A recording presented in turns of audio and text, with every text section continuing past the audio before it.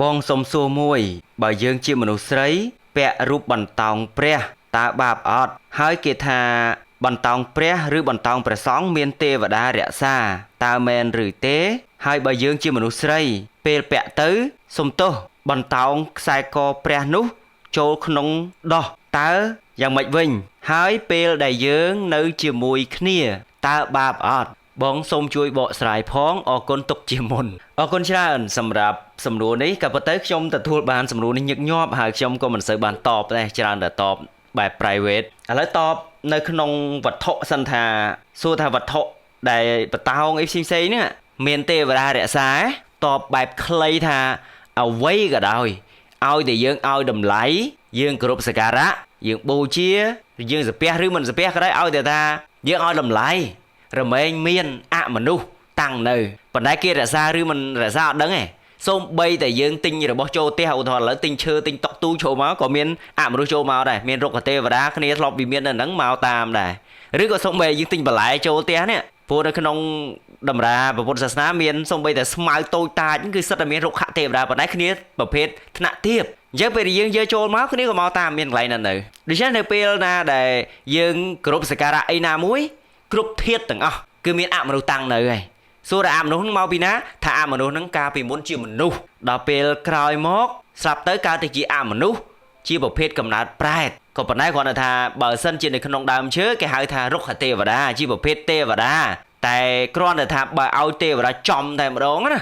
នោះនៅចាត់តុមហារាជការតែបើសិនជាប្រភេទនៅជាមួយយើងនៅជាមួយដើមឈើអីហ្នឹងអាហ្នឹងបើសិនជាហៅឲ្យចំតែម្ដងប្រភេទកំណើតពេតៈនៅក្នុងវិមាននិកៈប្រែតតែគ្រាន់តែប្រភេទវិមាននិកៈប្រែតហ្នឹងបើហៅឲ្យចំមួយទៀតប្រែតដែលមានវិមានតែគ្រាន់តែប្រភេទរុក្ខទេវតាហ្នឹងគឺបើយើងមើលនៅក្នុងពេតវត្ថុរុក្ខទេវតាអាកាសទេវតាគឺចាប់នៅក្នុងកំណើតប្រែតទាំងអស់ប៉ុន្តែប្រភេទប្រែតជាន់ខ្ពស់ដែលអាចសម្រេចធម៌បានឥឡូវត្រឡប់មកវិញថាគ្រប់វត្ថុទាំងអស់គឺមាន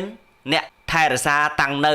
ប៉ុន្តែរក្សាឬអត់មិនដឹងប៉ុន្តែមានអ្នកតាំងនៅព្រោះហេតុតែបានគ្នាតាំងនៅព្រោះគ្នាអត់មានកន្លែងនៅក៏ប៉ុន្តែនៅពេលណាដែលយើងធ្វើការគោរពសក្ការៈគឺនឹងមកនៅពេលដែលយើងគោរពទៅយើងធ្វើបុណ្យទៅយើងឧទ្ទិសបុណ្យឲ្យគ្នាទៅគ្នាអនុមោទនាគេបានសេចក្តីសុខបាននៅអាហារអញ្ចឹងកន្លែងណាដែលគេមានគោរពសក្ការៈគ្នាចង់មកនៅហើយតែបើសិនជាយើងបុណ្យរៀងខ្ពស់គ្នាចូលអត់ចោះទេក៏ប៉ុន្តែអ្នកដែលមករក្សាភាកច្រើនគឺអត់មានអាណាឆ្ងាយនោះទេច្រើនមានឧបនិស្ស័យជាមួយយើងអាចជាម្ដាយជាឪពុកជាកូនជាចៅយើងកាលពីមុនមកដល់ពេលអញ្ចឹងកម្លាំងបុណ្យរបស់គ្នាមិនមានកម្លាំងបុណ្យឆ្ងាយ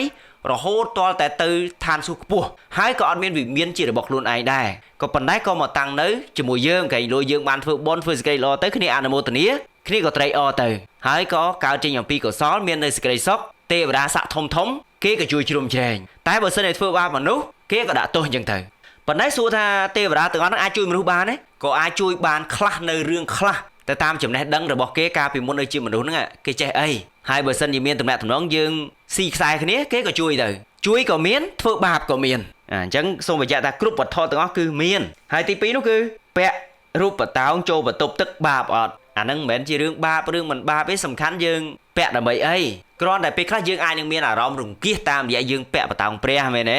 ពាក់បតោងព្រះពាក់បតោងរូបសង្ឃអីចឹងទៅយើងចូលបន្ទប់ទៅមានអារម្មណ៍រង្គៀសបានថា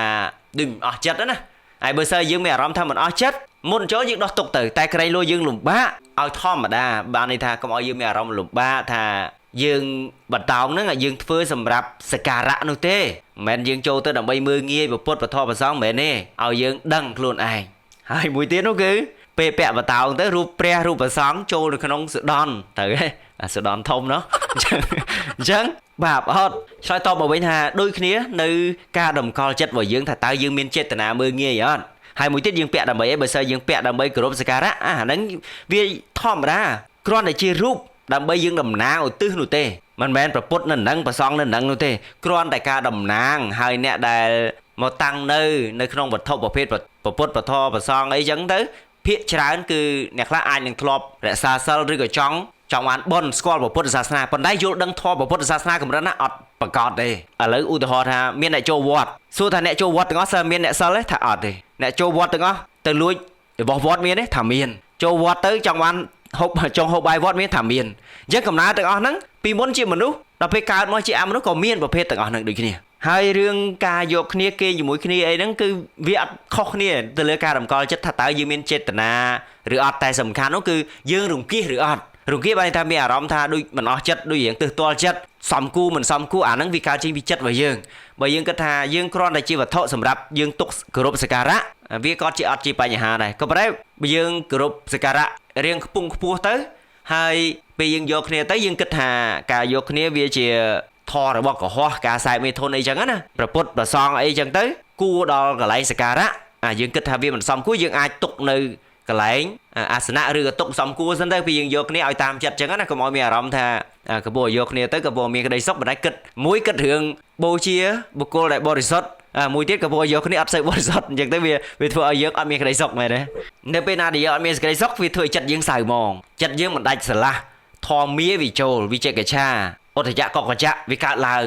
ងដល់ពេលវាកើតឡើងបើសិនយើងស្លាប់នៅក្នុងពេលគេយកជាមួយគ្នាយើងទៅរស់អញ្ចឹងបើសិនជាយកគ្នាប្រភេទធក៏យើងយកឲ្យសមរម្យលក្ខណៈបែបទុកសិនក៏បានហើយប៉ុន្តែគ្រាន់តែថាខ្ញុំជួបសំណួរបែបហ្នឹងច្រើនអ្នកខ្លះទៅគាត់ពិបាកដោះមិនមែនដោះនេះគាត់ន័យថាគាត់ពិបាកដោះខ្សែកទុកបតោងទុកនេះគាត់ពាក់រូបបតោងព្រះបតោងប្រសងអីចឹងទៅអញ្ចឹងពេលដែលគាត់យកគ្នាគាត់មានអារម្មណ៍រៀងមិនដឹងធ្វើទីម៉េចចង់ដោះដែរប៉ុន្តែខាងដៃគូហ្នឹងគេទៅហើយធ្វើម៉េចបដួលអីចឹងទៅអញ្ចឹងពេលដែលខ្សែកហ្នឹងវាធ្លាក់ចូលទៅដៃគូចេះតែប្រអាប់ក៏មានអ្នកខ្លះដៃគូប្រអប់សំទោសប្រអប់បង្អាប់ព្រះឆាន់មុនប្រសងឆាន់មុនអីចឹងណាឆាន់ដល់អីបតោងធ្លាក់ចូលលើសដនដៃគូអីចឹងទៅអញ្ចឹងប្រអាប់ប៉ុន្តែការប្រអាប់បែបហ្នឹងវារាប់ចូលនៅក្នុងសម្ភារបលាបៈដែរណាបាទន័យថានិយាយនៅពាក្យរੂរាអត់ប្រយោជន៍អញ្ចឹងវាធ្វើឲ្យឧទាហរណ៍ថាឥឡូវយើងនិយាយពីពេលដែលនិយាយប្រអាប់បែបហ្នឹងមនុស្សនៅក្នុងហ្នឹងមនុស្សដែលគេថែរក្សាគេកំពុងគោរពបូជាឧទាហរណ៍ថាគេពូមានអ្នកខ្លះគេកំពុងអង្គុយសមាធិអីចឹងទៅហើយយើងកំពុងតែចាត់ការគ្នាអញ្ចឹងទៅវាធ្វើឲ្យរំខានគេដែរវាធ្វើឲ្យគេអ្នកនោះខឹងមានការមិនពេញចិត្តដែរពេលខ្លះទៅគេមកគួរណាស់តែមានក្តីសុខឬក៏គេទៅរកកន្លែងស្ងប់អីស្រួលយើងនេះគឺធ្វើឲ្យគេតានតឹងព្រោះអ្នកដែលចូលមកហ្នឹងមិនទាន់អស់កលេសណាអសើនៅកលេសហ្នឹងអញ្ចឹងក៏កើតទៅរាគៈកលេសដូចគ្នាដែរអញ្ចឹងធ្វើឲ្យគេនោះអារម្មណ៍វាអត់សូវស្រួលដែរព្រោះមើលឃើញដូចគ្នាកលេសកើតដូចគ្នាហ្នឹងអ្នកខ្លះយល់ទៅមានអីទេអ្នកដែលចូលមកយល់ថាហ្នឹងគឺជាធម៌កុហកទូទៅណាប៉ុន្តែអ្នកដែលមិនយល់វាផ្សេងគ្នាវាប្រៀបដូចជាមនុស្សយើងនៅក្នុងផ្ទះអញ្ចឹងឥឡូវឧទាហរណ៍ថានៅក្នុងផ្ទះយើងអញ្ចឹងស្រាប់តែគូដៃគូសង្សារស្វាមីភរិយានឹងថើបនៅមុខនៅមាត់គេថើបអោបថើបគ្នាបដួលគ្នាយកគ្នានៅមុខនៅមាត់គេអញ្ចឹងសួរថាធម៌ហ្នឹងធម៌កុហកថាធម៌កុហកប៉ុន្តែអ្នកដែលគេមើលមកវាអត់សមបើគេយល់ទៅគេដើរចាញ់ឬគេខ្ជិលមើលតែអ្នកខ្លះមិនយល់គេទើសទាល់គួរណាមកធ្វើអញ្ចឹងមិនសមរម្យមិនគួរអញ្ចឹងវាកើតទៅជាការទើសទាល់ខឹងគ្នាកើតទៅជាសត្រូវនឹងគ្នាបានក៏ប៉ុន្តែបើសិនយើងយល់យើងអាចប្រាប់មុនអធិប្បាយប្រាប់មុនទៅថាដោយសារខ្ញុ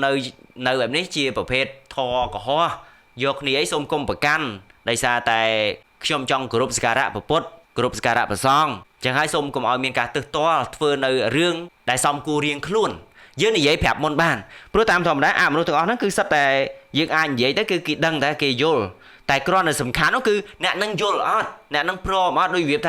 ាពេលយើងសបោជាងគេចាស់អីយ៉ាងទៅគាត់គិតថាមិនសមទេដូចមកឥឡូវមិនបាច់ទៅនិយាយទៅដល់រឿងយកគ្នាសូម្បីតែមកឥឡូវមនុស្សស្រីគាត់ស្លៀកខ្លីនៅក្នុងសម័យនេះបើសិនជាគាត់គឺជាមនុស្សសម័យមុនគាត់តែងតែស្លៀកបុរាណចិត្តដល់ពេលឃើញកូនគាត់ចៅគាត់មកស្លៀកលិចលើលិចក្រោមសួរគាត់សប្បាយចិត្តទេអត់ទេគាត់ទៅទាល់គាត់អត់ពេញចិត្តទេទោះបីជាយើងប្រឹងអធិប្បាយបែបណាក៏ដោយព្រោះឲ្យគាត់ប្រកាន់នៅប្រពៃណីរបស់គាត់បែបហ្នឹងយើងដែរឃើញមានខ្លះយកគ្នាមុនសម័យមុនកាច់អីយ៉ាងទៅដល់ពេលឥឡូវវាច្រើនពេកយ៉ាងទៅវាមានមនុស្សខ្លះគេដាស់តឿនគ្នាទៅហែងទៅប្រកាន់អីចឹងឥឡូវសម័យឥឡូវគេដូរអីយ៉ាងអ្នកខ្លះគេយល់តែអ្នកខ្លះអត់យល់ទេនៅប្រកាន់នៅហ្នឹងគឺនៅតែប្រកាន់ទំនៀមទម្លាប់វប្បធម៌របស់គាត់ពីមុនជាមនុស្សណាគាត់ប្រកាន់យ៉ាងម៉េចពេលដែលគាត់ទៅជាមនុស្សគាត់នៅតែប្រកាន់អញ្ចឹងបើយើងអត់ចេះនិយាយមុនឬក៏យើងអត់មានសមត្ថភាពណាមួយក្នុងការនិយាយដឹកនាំគាត់ពង្វែគាត់ឲ្យត្រូវទេចរិតរបស់គាត់ពីមនុស្សយ៉ាងម៉េចទៅមនុស្សនៅតែអញ្ចឹងហើយដល់ពេលឥឡូវគាត់បានមកនៅជាមួយយើងនៅក្បែរយើងអីចឹងទៅគាត់ចេញចូលសួរហេតុអីបានគាត់ចេញចូលផ្ទះយើងបានពេលខ្លះព្រោះដោយសារផ្ទះហ្នឹងធ្លាប់ផ្ទះពីមុនរបស់គាត់ផ្ទះចៅគាត់អញ្ចឹងគាត់មកទៅមនុស្សដែលនៅខ្លោងទ្វារហ្នឹងគឺគេបើកមកដោយសារគេស្គាល់គ្នាវាមិនខុសពីផ្ទះយើងអញ្ចឹងហើយចាស់គាត់ចេញចូលផ្ទះយើងពីមុនមកគាត់ធ្លាប់ឬក៏គាត់ធ្លាប់នៅនឹងពីមុនម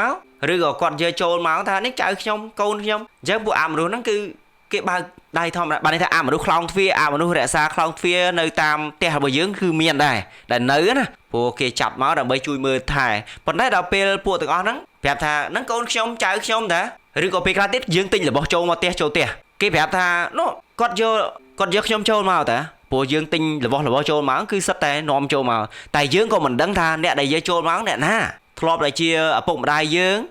អាចនឹងល្អមួយយើងទៅតែបើសិនជាឪពុកម្ដាយយើងមានណាចាស់ខ្លះគាត់ជាមនុស្សដែលជួយចិត្តចាប់កំហុសចាប់ទោសឬក៏គាត់គេហៅថាគាត់ក្រិតក្រំពេកណាតែងខ្លួនហ្មអីលេចលើលេចក្រមអីចឹងទៅគាត់អត់ជួយចិត្តទេយើងគាត់ខឹងហើយបើយើងអត់ចេះលួងគាត់ទេខឹងនៅនឹងដាច់គាត់ឯងទៅនឹងលេងហូបបាយលេងអីនឹងខឹងនៅនឹងដល់ពេលខឹងមិនដែរមិនរករឿងទៅនិយាយប្រាប់អ្នកដទៃភាគច្រើនចាស់ឪពុកម្ដាយយ៉ាងគឺទៅនិយាយប្រាប់អ្នកដទៃកូនវាចេះភាគច្រើនចាស់គឺនិយាយដើមកូនឯងប្រាប់គេអាហ្នឹងគឺជារឿងទម្លាប់មួយដែលចាស់បុរាណមិនចាស់បុរាណឥឡូវក៏មានដែរចង់និយាយថាជាទូទៅចរិតមនុស្សអញ្ចឹងហើយសរសើរកូនគេដល់ពេលដែលគាត់ទៅជាមនុស្សនៅតែអញ្ចឹងហើយបើយើងអត់ចេះទូមានយើងគឺជាកូនដែលមិនអាចនឹងទូមានចាស់ទុំបានអាហ្នឹងរឿងលំបាកប៉ុន្តែកូនមួយទៀតទូមានហ្នឹងគឺទូមានឲ្យត្រូវណាទូមាននៅក្នុងធម៌ហើយដល់ពេលគាត់ទៅនិយាយពីរឿងមិនល្អយើងអីចេះចុះមិនល្អអ្នកដតីដែលគេអត់ជួយចិត្តយើងផងគឺមានអាការបានដៃហ្មងគឺជន់ផលិតអាហ្នឹងគឺអញ្ចឹងត្រឡប់មកវិញថាសំខាន់យើងធ្វើទៅឲ្យសบายចិត្តកុំឲ្យយើងចិត្តយើងរង្គៀការចូលបន្ទប់ទឹកចូលអីហ្នឹងគ្រាន់តែយើងគិតថាវត្ថុហ្នឹងគឺសម្រាប់គោរពសក្ការៈឲ្យយើងដឹងណាអញ្ចឹងសូមឲ្យយើងដឹងផងទៅថាគ្រប់វត្ថុទាំងអស់គឺមានតែសំខាន់នោះគឺអ្នកដែលមកជាអ្នកណាហើយយើងចេះអរតនីយើងចេះនាំគេចូលឬក៏ចេះបដិញចេះដាក់ទោសចេះគំរាមអាហ្នឹងតើយើងរៀនពីអំណាចរបស់អមនុស្សទាំងអស់ហ្នឹងថាតើអមនុស្សហ្នឹងមានច្បាប់យ៉ាងម៉េចខ្លាចអ្នកណាជាម្ចាស់ដូចយើងរាល់ថ្ងៃនៅប្រទេសខ្មែរយើងក៏មានច្បាប់ខ្មែរមានមេដឹកនាំនៅប្រទេសខ្មែរអញ្ចឹងទៅតែបើសិនយើងចូលទៅក្នុងប្រទេសគេផ្សេងយើងត្រូវគោរពមេដឹកនាំគេអត់អាចទៅនិយាយមើលងាយគេបានទេចូលទៅក្នុងប្រទេសដែនដីគេយើងត្រូវស្គាល់មេដឹកនាំគេប៉ូលីសគេគោរពតាមច្បាប់ប្រទេសគេយ៉ាងណាមនុស្សដូចគ្នាអញ្ចឹងយើងត្រូវស្គាល់យើងត្រូវចេះយើងត្រូវគោរពឲ្យត្រូវទៅក៏ល្អគេជួយរក្សាយើងទៅតែបើសិនគោរពមិនល្អគេក៏មានឱកាសបៀតបៀនវាជារឿងធម្មតានោះទេ